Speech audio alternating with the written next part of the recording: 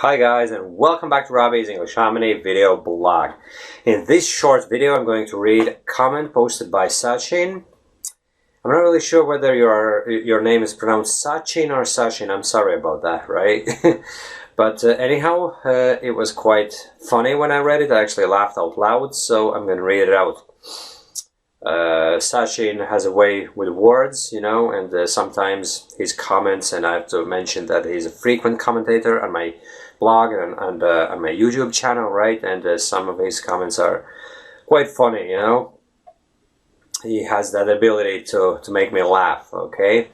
Anyhow, the article is called, well, there's an article and a video. It's called Just Because You Have English Textbooks Doesn't Mean You Possess That Knowledge.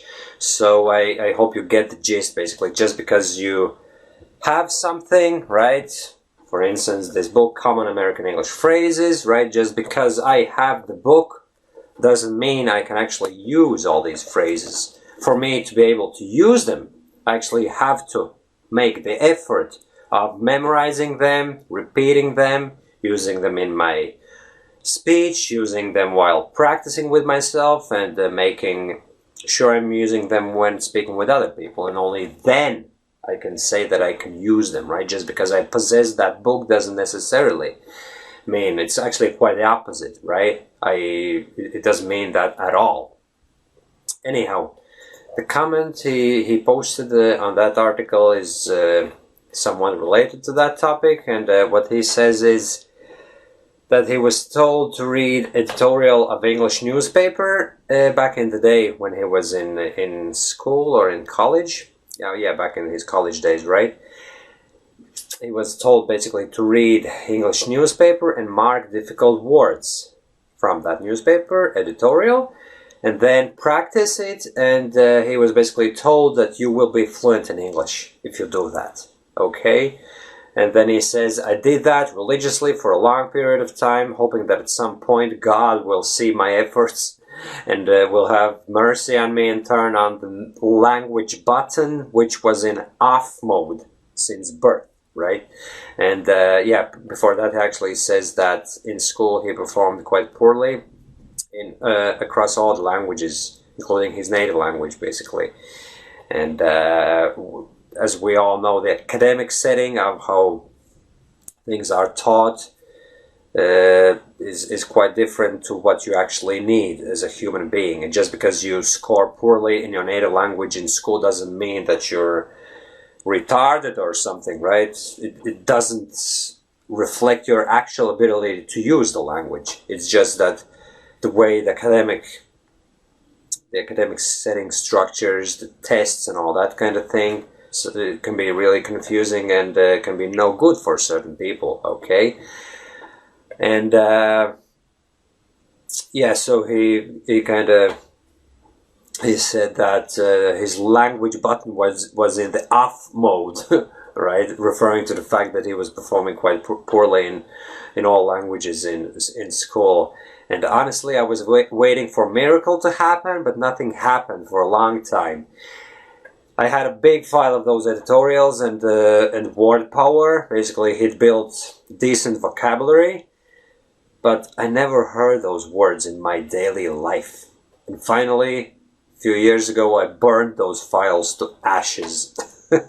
And that's when I laughed, because the way he put it is quite funny, you know. A few years ago, I burned those files to ashes just to highlight the fact that all those hundreds of hours of effort put into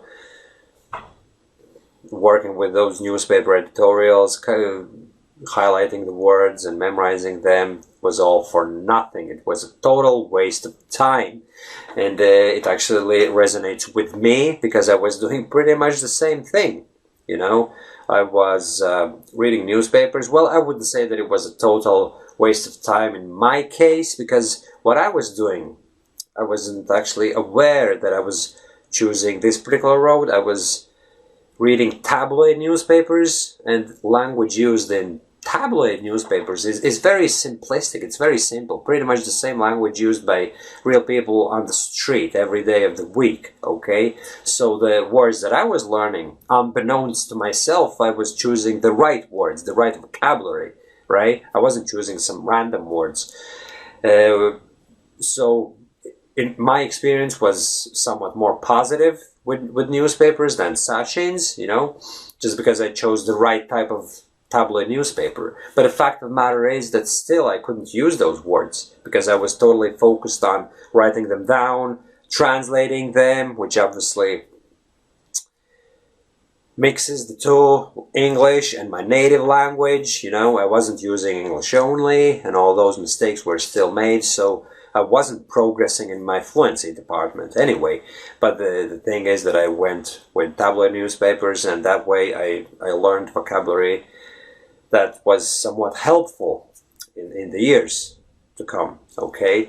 But I have to admit that I went through a good few scientific books, and I wrote plenty of very sophisticated English vocabulary words in my dictionary that I'd never heard after that, just like Sachin said, you know. And I would imagine a lot of people are doing the same thing when they're in a college, in their high school or university. They are told that they have to translate texts, get books in libraries, and obviously these days the internet is pretty much accessible everywhere in the world, you know. So you may be told that you have to take a specific piece of scientific literature, translate it, and you are spending hours doing that, and you are basically wasting your life away, because those words, the chances are that you will basically never come across them in real life, you know. So that's what I wanted to share with you, my friends. And thanks, Sachin, for posting this comment. I had great fun reading it, and I hope that you will bring smile to a lot of our readers' faces as well with this comment of yours. Alright, my friends? Thanks for watching this video, and keep in touch, and chat to you soon. Bye-bye.